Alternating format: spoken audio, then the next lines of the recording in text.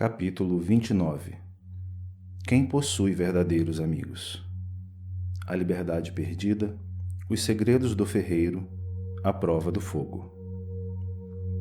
Os trabalhos na catedral tentavam voltar ao normal nas semanas que sucederam a partida de Rafael B. As reuniões no barracão dos pedreiros livres permaneciam suspensas por ordens do Santo Ofício. Sem a possibilidade da realização das sessões de planejamento com todos os obreiros, Hélion, os vigilantes e seus mensageiros trabalhavam de forma redobrada para manter o ritmo das obras. Cumprindo ordens do inquisidor, alguns dominicanos permaneceram na cidade hospedados pelo bispo de Reims. Mantinham a inquebrantável rotina de visitar as obras da catedral inúmeras vezes por dia e indisfarçavelmente observar a movimentação dos pedreiros livres. Petit, visivelmente abatido pela tristeza de não poder chegar ao fim de suas provas de coragem, mantinha-se calado, apático. Faltava-lhe somente a última, porém a mais difícil e a mais perigosa, a prova do fogo. Hélion tentava buscar junto aos pedreiros mais experientes uma solução razoável para completar a iniciação de Petit. Para isso era necessário fingir discussões sobre a execução das alvenarias para aproximar-se de seus irmãos em pleno canteiro de obras, repleto de dominicanos intolerantes e cerceadores. Gerhard, por favor, venha até aqui. Sente-se ao meu lado para me ajudar a definir alguns cálculos sobre a planta da Torre Norte. Em tom alto, falou Hélion, propositadamente para ser ouvido pelos dominicanos. Pois não, Hélion. Em que posso ser-lhe útil? Estou à sua disposição, respeitável mestre. No mesmo tom, respondeu ironicamente Gerhard. Por favor, refaça a contagem de todos os degraus da escada em caracol para termos certeza da quantidade de pedras brutas a serem desbastadas. Em voz alta, Gerhard começou. 1, 2, 3. Enquanto isso, sussurrando, Hélion lhe pediu ajuda. Veja bem, a prova do fogo é fundamental. Temos que realizá-la, mas tenho certeza de que esses dominicanos jamais a permitirão. 10, 11, 12. Mas, ao mesmo tempo, temos que considerar que Petit ainda é muito jovem e estaria exposto a um grande perigo. 17, 18, 19... Ao ouvir isso, enquanto contava, Gerhard flexionou a cabeça para frente e para trás, concordando com as palavras de Hélion. Não podemos expor a vida de Petit. 22, 23, 24... Gerhard, movimentando lateralmente a cabeça, reforçava a negativa de Hélion. Como podemos resolver essa questão, Gerhard? 27, 28, 29... Levantando e baixando os ombros em movimentos repetidos, tentando dizer que não tinha a menor ideia de como resolver a situação. Continue contando, Gerhard. Vou conversar com Jean Paul. 30, 31, 32... Quando Hélion aproximou-se de Jean Paul, encontrou-o conversando com dois dominicanos que muito se interessaram por sua dedicação nos cuidados dos velhinhos, das viúvas e dos órfãos. Irmão Jean Paul, assim que terminar de conversar com os santos padres, gostaria de sua opinião sobre algo que temos que resolver com urgência. O que seria? Perguntou um dos dominicanos, mais ágil do que Jean Paul. Uma goteira persistente está causando uma leve infiltração de água sobre uma das janelas do clerestório. Preciso da opinião de Jean Paul, que é muito experiente nesses tipos de problemas. Naquele momento, Jean Paul falou com contrariedade. Desculpe-me, Hélion, mas você não vai querer que eu suba nesses andaimes com mais de 30 pés de altura com esses joelhos, que rangem mais que a porta de nosso barracão, para tratar de um simples vazamento. Você não está entendendo, Jean Paul. Só quero sua opinião, não precisa ir lá vedar a goteira. Depois conversamos então, respondeu secamente, dando prosseguimento à conversa com os dominicanos, cheia de amenidades. Hélion prosseguiu buscando alguém que pudesse iluminar seus pensamentos. Depois de muito procurar, foi encontrá-lo justamente no local mais inesperado que se poderia imaginar. De posse de algumas roldanas desgastadas e de ganchos arregalados para justificar sua saída do adro, Hélion dirigiu-se à oficina de Aldebert, o ferreiro coxo. Assim que lá chegou, deparou-se com a impressionante imagem de Aldebert, cuja perna esquerda, mais curta e retorcida, fez-lhe desenvolver uma acentuada escoliose, deformando sua avantajada silhueta com quase 7 pés de altura. Detentor de um incomum vigor físico, desferia incontáveis golpes com seu pesado martelo sobre pedaços incandescentes de ferro. seguros por suas tenazes sobre a enorme bigorna ladeada da forja, repleta de brasas e de fogo. A cada golpe, centenas de fagulhas espalhavam-se por toda a oficina, atingindo-lhe o corpo cheio de cicatrizes de queimaduras, sem que isso o afligisse. Durante alguns minutos, Aldebert, concentrado em seu trabalho, não notou a presença de Helion, admirando a execução de tão temerário ofício. Meu querido amigo Helion, o que o traz aqui em minha humilde oficina? Veio me desafiar em uma partida de xadrez? Infelizmente não, Aldebert. O que me traz aqui é um problema ímpar para minha guilda. Preciso de sua ajuda. Diga-me lá em que posso ser-lhe útil. Aldebert, você é prova e, ao mesmo tempo, cúmplice dos momentos difíceis que estamos passando com a vinda do Tribunal do Santo Ofício à nossa cidade. Quer com o próprio Inquisidor, quer com esses visitadores que aqui permanecem. Perdemos nossa liberdade até para conversar e planejar a rotina de nossas obras. Tiraram-nos o direito de reunião. É verdade? Continue, Helion. Você, que tanto nos ajudou na tentativa de salvar Thomas. O que nós planejamos, conseguimos realizar com sucesso. Se não deu certo, foi pela irresponsabilidade daquele pedreiro abestalhado e por sua incontrolável impetuosidade. Depois de alguns segundos de reflexão, Aldebert completou. Desculpe-me, Helion, se exagerei em minhas palavras. Você está correto, Aldebert. Agora preciso de você para algo aparentemente bem mais simples. Vou-lhe confiar coisas que dizem respeito exclusivamente às tradições de minha guilda, mas tenho que fazê-lo para que me entenda. No processo de entrada de um novo integrante de nossa corporação, são testadas sua coragem e sua força, além de seu caráter e de sua fé. Continue. Você conhece Petit? Sim, aquele garotinho que vocês adotaram, salvando-o do convívio dos ladrões dessa cidade. Ele já cumpriu 3 das 4 provas de coragem de sua iniciação em nosso ofício, a da terra, a do ar e a da água. Só falta uma, a do fogo. Por 2 razões nos encontramos na impossibilidade de realizá-la em sua forma tradicional. Quais seriam essas razões? Primeiro, Petit é por demais jovem e franzino. Por isso temos receio de que venha a se ferir, ou até coisa pior, ao enfrentar as chamas dentro de um pequeno abrigo que costumamos preparar para essa prova. Segundo, com todos esses dominicanos a serviço do Santo Ofício, certamente criaria um fato para o retorno de Rafael B. a Reims, caso nos surpreendessem durante a prova. Você está coberto de razão, mas aonde quer chegar, Helion? Aldebert, somos amigos há muitos anos. Por conhecê-lo muito bem, sei do seu destemor perante o fogo. Portanto, tenho certeza de que seria a pessoa ideal para testar a coragem de Petit nesta última prova. O que você acha que sabe sobre mim, Helion? Muitas coisas.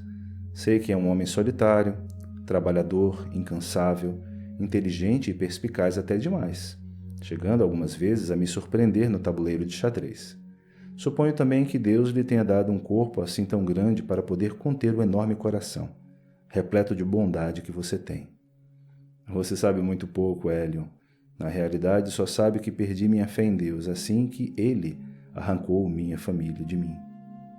Foi só isso que você me contou, caro amigo. E você acha pouco? Você acha que um homem perde sua fé por qualquer motivo? Helion, vou contar-lhe o que ninguém mais sabe nesta cidade. Sente-se e escute-me. Aldebert começou assim a contar sua história. Nasci com este terrível defeito físico e, devido a isso, minha mãe me rejeitou.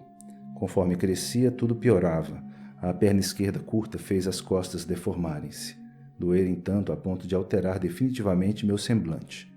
Quando me ensinaram sobre Deus e aprendi a rezar, vivia suplicando-lhe que, pelo menos, amenizasse as minhas dores. Fiz todas as promessas possíveis, mas minhas preces nunca foram atendidas. Certa vez disseram que era por eu não me ajoelhar direito enquanto rezava. Que ignorância, que maldade! Quem lhe falou isso? Perguntou Helion. Um padre, respondeu Aldebert, que procurou um banco de madeira para sentar-se e continuar a relatar sua trágica vida. Quando tinha 10 anos, minha mãe, que era uma linda mulher, inconformada com minha aparência, atirou-me em um despenhadeiro.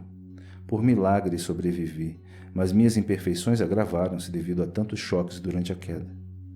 Que tamanha crueldade! Exclamou Helion. Fui salvo por uma família ribeirinha do rio Guadalquivir, em um arrabalde de Sevilha. Lá fiquei durante alguns anos e depois parti, pois, onde quer que estivesse, era tratado com curiosidade e com repugnância. Comecei a vagar por este continente fugindo de tudo e de todos. Certa vez procuraram-me dizendo que havia uma mulher presa em uma masmorra acusada de ter matado o próprio filho.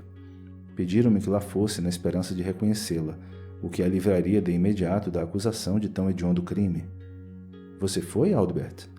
Claro que não. Nenhuma mãe merece perdão por tentar matar seu próprio filho. Muito menos a minha. Deixei-a lá para apodrecer na prisão, seja ela quem quer fosse. Elion, de olhos arregalados, continuava a ouvir o incrível relato de Aldbert. Meses depois de ter me salvado de um incêndio em Serra Nevada, aos 20 anos, iniciei uma nova vida como ferreiro e cuteleiro em Toledo. Nessa época ganhei muito dinheiro e cheguei a me casar com uma mulher que aparentemente respeitava-me. Tivemos 3 meninos, todos coxos. Os 3 morreram antes de completar 2 anos. Que infelicidade, comentou Elion. Tinha certeza de que trazia em mim uma maldição, pois só isso explicaria um destino tão trágico, completou Aldbert. Por fim, nasceu uma menina toda perfeita. Eleonora ainda não tinha aprendido a andar quando minha mulher partiu com um abastado comerciante, para nunca mais voltar. Como você reagiu? Perguntou Elion. Nunca a condenei por isso e continuei minha vida. Para sustentar minha menina, trabalhava dia e noite em minha oficina fazendo espadas, escudos, elmos, manoplas e grevas para cavaleiros matarem, destruírem e aterrorizarem uns aos outros. Tudo em nome de Deus, como diziam. O que mais esculpia em sua bigorna? Também fazia cetros, anéis, coroas, relicários e símbolos religiosos. Tudo o que os clérigos precisavam para evangelizar, e também para iludir, para julgar e para executar aqueles que porventura não partilhassem de seus dogmas. Não aguentava mais trabalhar para criar objetos de metal que só serviam para alimentar a mente doentia, de simples mortais que se sentiam detentores de poderes divinos. Naquele momento, com o suor descendo pelo rosto, Aldbert levantou sua tenaz e com ela atingiu o braseiro de sua forja, esparramando centenas de fagulhas em sua oficina. Dominado pela indignação, olhou para Elion e disse em voz alta: Homens jamais serão deuses. Verdadeiros deuses jamais seriam permissivos, com tanta crueldade e tanta mesquinhez, atreladas aos atos daqueles que se dizem seus únicos e dignos representantes, em meio a essa massa de gente sofrida, ignorante e abnegada, escrava de uma fé imposta, que subjuga a inteligência e cerceia a liberdade de pensar e de agir. Vejo-os apenas como pastores e capatazes de um rebanho de pessoas cegas, totalmente submissas a valores supostamente divinos. Não admito esta situação cruel de reis vestirem uma indestrutível armadura esculpida na forja da mentira e da ilusão e se defenderem com os escudos de uma fé incontestável, disseminada por seus correligionários clericais. Elion, imóvel, engolindo a seco, todo ouvidos a Aldbert, que, após uma pequena pausa, continuou. Um dia, fiz para minha filha uma pequena caixa de metal para guardar delicados adornos esculpidos em ferro ardente, simbolizando as virtudes divinas e humanas. A cada um a que a presenteava, ensinava-lhe o seu significado. Quando faltava apenas uma joia a ser esculpida, a que representaria a fé, fui visitado por um bispo acompanhado dos cavaleiros de sua guarda pessoal. O que queriam, Aldbert? Perguntou o atento Elion. Vieram para encomendar a fabricação de tenazes de vários tamanhos. Estranhei por quererem ferramentas de uso restrito a ferreiros. Riram e me disseram que realmente, como pareciam, não eram ferreiros. Usariam sim aquelas ferramentas para testar a fé e a veracidade das palavras de pessoas acusadas de pecados e de heresias. Quando percebi para que minhas ferramentas seriam usadas, neguei-me a fabricá-las. Não seria cúmplice de amputações de dedos, de pés e de mãos de pobres coitados, por mais culpados que fossem. Naquele momento, Elion interrompeu Aldbert. Se fosse para punir uma mãe que tivesse tentado matar seu próprio filho, você faria essa ferramenta? Nem mesmo nesse caso. Hoje, depois de tudo que aconteceu em minha vida, eu perdoaria a minha mãe. Talvez ela tivesse razão quando tentou me matar. Pasmo com o que acabaram de ouvir, Elion perguntou: Você disse não ao bispo? Um sonoro não. O que lhe aconteceu? O pior castigo que poderia ter recebido depois de ser acusado de infiel e de pecador. Levaram minha filha e sua inseparável caixinha de metal. Ofereci-me para ir em seu lugar. Eles aceitaram? Perguntou Hélio. Lógico que não. Disseram-me não haver qualquer punição a ser aplicada em mim que suplantasse a que Deus já tinha me imposto desde meu nascimento. Após tentar secar o suor que descia pelo rosto, Aldbert prosseguiu. Depois de levianamente acusada, minha filha foi sumariamente julgada e injustamente condenada por bruxaria e, sem direito a qualquer defesa, foi queimada em praça pública. No dia de sua execução, desesperado, corri em sua direção para tentar libertá-lo das chamas. Mas já era tarde demais. Só consegui resgatar a caixinha, e quando a abri, só restava ali uma das tantas joias que a presenteara. Qual delas? A esperança. Você chegou a esculpir a da fé? Nunca tive motivos para isso. Hélio retornou ao canteiro de obras da catedral, escondendo os ganchos e as roldanas das vistas dos dominicanos, pois não houve tempo e oportunidade para que fossem reparados por Aldbert, que concordara em colaborar com a iniciação de Petit. Logo que adentrou pela porta principal da catedral naquele final de tarde, Hélion foi interceptado por um dos padres pregadores, com seu hábito branco recoberto com uma túnica negra e com um capuz branco. Onde esteve, mestre Hélion? Na oficina de Aldbert, o ferreiro. Interessante. Nunca vi esse homem nas missas de domingo. O senhor tem toda a razão. Apesar da profunda religiosidade de Aldbert, ele raramente deixa sua oficina, que também é sua casa. Não sei se o senhor notou, mas o pobre coitado possui um acentuado defeito físico que muito o dificulta em andar. Então poderemos levar a hóstia em sua casa no próximo domingo. Assim ele poderá confessar-se e receber a comunhão. O que o senhor acha? Não acreditando no que acabara de ouvir, Hélion respondeu: Uma esplêndida ideia, padre. Conto com sua colaboração. Certamente, padre. Agora, se o senhor me der licença, tenho que continuar meu trabalho. Só mais uma pergunta. Quem é aquele garoto franzino que trabalha entre vocês pedreiros? É Petit. Nós o adotamos em nossa guilda. Era um órfão que vivia na floresta até pouco tempo atrás e hoje vive entre nós, nossas esposas e nossos filhos. Ele me disse que está sendo preparado para se tornar um pedreiro de verdade e para isso já enfrentou algumas provas de coragem.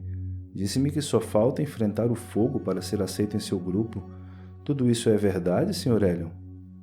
Com um pouco de exagero próprio de um garotinho entusiasmado em trabalhar nesta obra colossal que estamos fazendo para ser digna da morada de Deus na terra. Bonitas palavras, mas o que são essas provas? Como o próprio nome diz, são para testar a coragem de um aspirante a pedreiro, apenas isso. Se o senhor me der licença, estou atrasada. Não se esqueça de que temos um compromisso no próximo domingo após a missa. Jamais esquecerei. Atravessando toda a imensa catedral, perguntando a cada obreiro onde estava Petit, só foi encontrá-lo atrás do altar, dentro de uma das capelas radiais da Abside, ajoelhado e rezando, conforme lhe ensinara Gustav. Hélion, respeitando aquele momento, aguardou Petit fazer o sinal da cruz e levantar-se. Olá, Petit, por que rezava tão compenetrado? Estava pedindo para Nossa Senhora de Reims e para São João proteção durante minhas provas de coragem, para me tornar um pedreiro. Também pedi-lhes que não demorasse tanto para completá-las.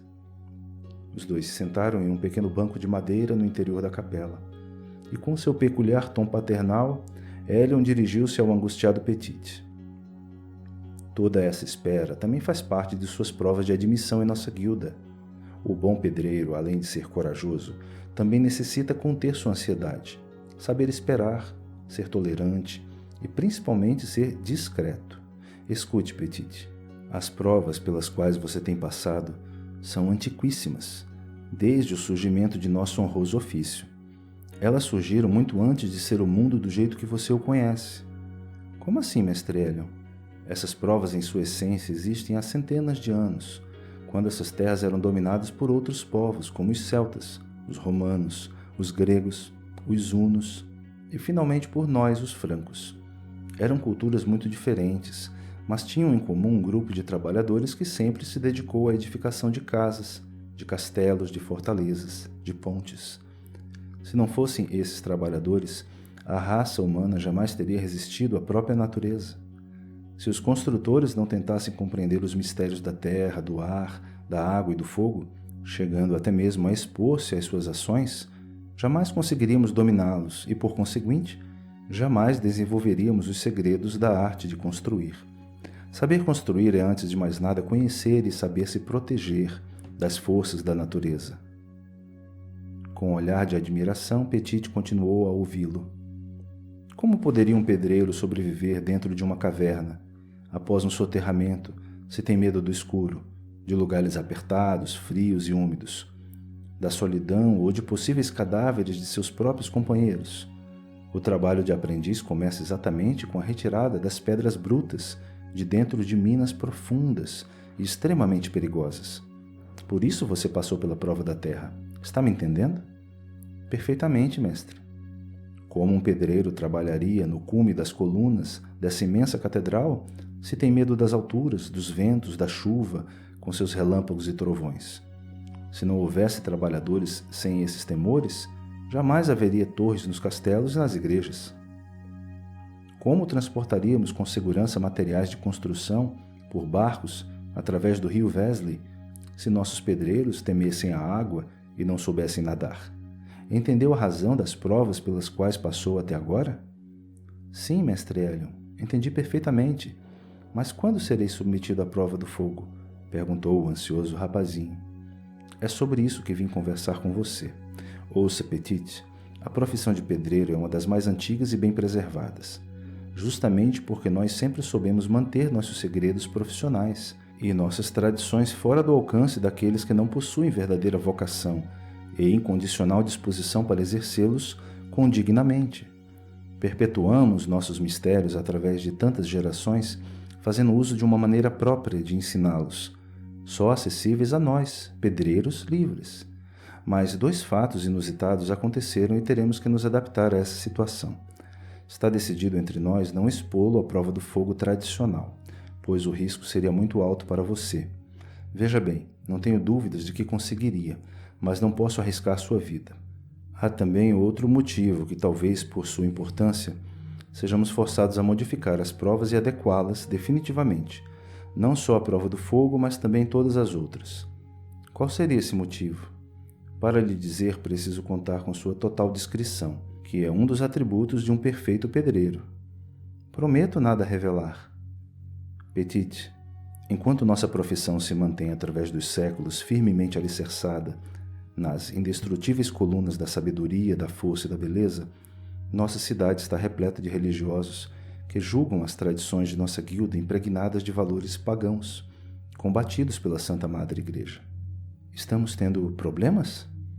Por enquanto, não, mas tenho plena convicção de que, se quisermos manter a integridade de nossa guilda e a essência de nossos conhecimentos, temos que fazer algumas mudanças e adaptações na rotina de nossos trabalhos operativos e ritualísticos, para nos manter longe das mazelas da intolerância daqueles que não foram iniciados em nossos mistérios. Frente a essa situação, tive que buscar auxílio fora de nossa guilda para completar sua iniciação. Tenho certeza de que isso só adicionará conhecimentos a todos nós. Se quisermos sobreviver, temos que nos adaptar às mudanças. Nunca esqueça disso. Jamais esquecerei, respondeu Petit. E seja discreto, futuro perfeito pedreiro. Mas quando será minha prova do fogo? Perguntou o aflito candidato a aprendiz de pedreiro. Próximo sábado, 6 de agosto, aniversário de morte de São Domingos de Gusmão. Todos os dominicanos estarão reclusos homenageando o criador de sua ordem religiosa, respondeu o meticuloso mestre arquiteto. Manhã de sábado, furtivamente, 20 dos mais antigos pedreiros do barracão, chefiados por Helion, dirigiram-se à oficina de Aldbert. Outros continuaram em seus afazeres dentro da catedral, para aparentar normalidade nos trabalhos. À medida que se acomodavam, os integrantes da guilda surpreenderam-se com os suportes, os corrimãos e as cadeiras que Aldbert construiu para se locomover adequadamente em sua casa. Às 9h30, conforme o combinado, o segundo vigilante trouxe Petit e o entregou a Helion, que falou a todos. Meus irmãos, segundo acordamos, a prova do fogo será realizada apenas de maneira simbólica, visando não só a proteger este pequeno aspirante à nossa guilda, mas também para nos poupar da intolerância das pessoas que estão presentes nesta cidade. Os trabalhos nesta manhã serão auxiliados por Aldebert. Ladeando sua forja incandescente, Aldebert, com seu corpo deformado e repleto de cicatrizes, em tom grave e arrepiante, pediu para que Petite se aproximasse. A cerca de 4 pés da forja estava Petite transpirando por todos os poros. "Fique aí e não desvie o olhar do fogo", disse Aldebert. Em seguida, Helion perguntou-lhe: "Diga-me, Petite, uma característica que distingue o homem do restante dos animais." "Não sei, senhor, são tantas." "Você tem razão, são inúmeras, mas há uma que temos que ressaltar em sua última prova de coragem." "Qual seria, mestre Helion?" "A reação do homem e dos animais perante o fogo. Preste atenção, Petite. Qualquer animal só apresenta uma reação perante o fogo: a fuga. O fogo é incompreensível, incontrolável e invencível para eles. O homem é o único ser vivo que ousa aproximar-se do fogo e, quando o faz de forma determinada, deixa de temê-lo, começa a respeitá-lo e até mesmo a contemplá-lo. Agora ouça o que Aldebert tem a lhe falar." "Petite, eu nasci coxo, e esta perna curta só fez deformar ainda mais meu corpo. Pela minha aparência, sempre fui rejeitado como ser humano. As pessoas sempre viram em mim apenas um bicho, um animal exótico, que caminhava com 3 patas. Até os meus 19 anos estava convicto disso, e como um bicho eu me comportava.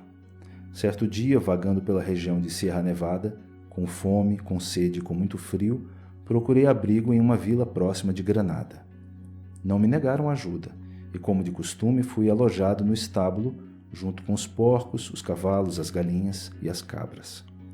Esse local era todo edificado em madeira, com exceção de uma parede, todo em pedra. Dentro dele, além dos animais, havia uma grande quantidade de madeira seca e de feno, com os quais improvisei um colchão. Na 3ª noite que lá estava, a vila sofreu um ataque. Atearam fogo em tudo. Foi uma noite horrível. Aqueles que sobreviveram fugiram, mas antes resgataram os cavalos de dentro do estábulo. Apesar de meus gritos, ninguém tentou me salvar. Estava no fundo do estábulo e assistia às chamas virem impiedosamente em minha direção, destruindo tudo o que havia pelo caminho, incluindo aí os animais menos úteis aos homens, e por isso mesmo deixados para trás. Em pé, encurralado por aquela grossa parede de pedra que começava a esquentar e na iminência de ser consumido pelo fogo, tomei a principal decisão da minha vida. A partir daquele momento eu não seria mais um animal. Quando as chamas começaram a se aproximar de mim, uma certeza tomou conta do meu coração. Se viesse a morrer por aquilo que eu estava prestes a fazer, ao céu ou ao inferno se dirigiria a alma de um homem. Todos compenetrados, acompanhando o relato de Aldebert, mantinham-se em silêncio. O ferreiro prosseguiu. Decidi enfrentar o fogo, não morreria ali sem tentar dominá-lo. Contive o medo e caminhei a passos largos, apesar de minha perna esquerda mais curta. Elevei ao máximo meu tronco e mantive meu rosto longe das chamas. Apesar de minha escoliose, suportei as dores, prendi os pulmões e evitei aquela fumaça de cor negra. Quando acabei de sair do estábulo, pude assistir à queda da única parede de pedra e sua total destruição. Aquele estábulo, resumido a cinzas, tornou-se para mim a representação de meu passado. Jamais temeria o fogo novamente. Eu acabara de enfrentá-lo e de vencê-lo. A partir daquele momento comecei a enxergar no fogo algo muito maior que uma simples chama que tudo consome. Ao vencer minhas dores e erigir meu tronco, comecei a caminhar feito um verdadeiro homem, renasci das cinzas e me aliei ao fogo. Com isso tornei-me um dos melhores ferreiros e cuteleiros de Toledo e mudei o destino de minha vida. O silêncio de alguns momentos foi quebrado por Helion. Petite, preste atenção. O fogo indômito destrói o homem. O fogo dominado o purifica. Entendeu? Sim, mestre Helion. Você tem coragem de continuar a prova do fogo? Tenho. Então estique as mãos, aproxime-as o máximo que puder desta forja, e aí mantenha-as até não mais suportar.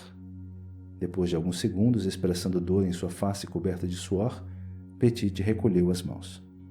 Parabéns, Petite, por suportar o fogo tão destemidamente quanto o fez. Você foi por ele purificado. Naquele momento, Helion aproximou-se de Petite e, com indisfarçável orgulho, disse: Petite, durante todas as provas pelas quais passou, você sempre teve o direito de recuar sobre seus próprios passos, se porventura lhe faltasse a coragem para completá-las. Mas você, assim como quem quer que tenha sobrevivido a todas essas provas, provou ter vencido as forças da terra, do ar, da água e do fogo, ou seja, o terror da morte. Essas terríveis forças, a partir de agora, jamais o destruirão. Por tê-las vencido, por elas foi purificado. E sua alma está preparada para conduzi-lo com segurança no infindável caminho da luz. Aldebert aproximou-se de Petite e, com o carinho de um pai, completou: Petite, eu tive uma linda filha, mas a intolerância e a crueldade dos homens arrancaram-na definitivamente de mim. Eleonora tinha sua idade quando foi queimada em praça pública. Veja, este é o último adorno que sobrou em sua caixinha na qual guardava tantos outros, que eu mesmo fiz. Ele representa a esperança. Fiz-lhe um igual. Tome, é seu. Obrigado, Sr. Aldebert. Toda vez que olhar para ele, lembre-se de que aquilo que muitos chamam de males, de castigos, de intempéries, são apenas adversidades que necessitam ser vencidas com o uso da esperança. Que este adorno o inspire e lhe dê inteligência, força e resignação para enfrentar todos os obstáculos da vida, pois sem a determinação para vencê-los, jamais o ser humano poderia evoluir, tornando-se simples animal, como eu fui um dia. Naquele momento, seguindo a iniciativa de Helion, todos discretamente aplaudiram Petite. Aldebert, não tenho como lhe agradecer. Você agiu, falou e nos ensinou como um verdadeiro mensageiro de Deus, exclamou Helion.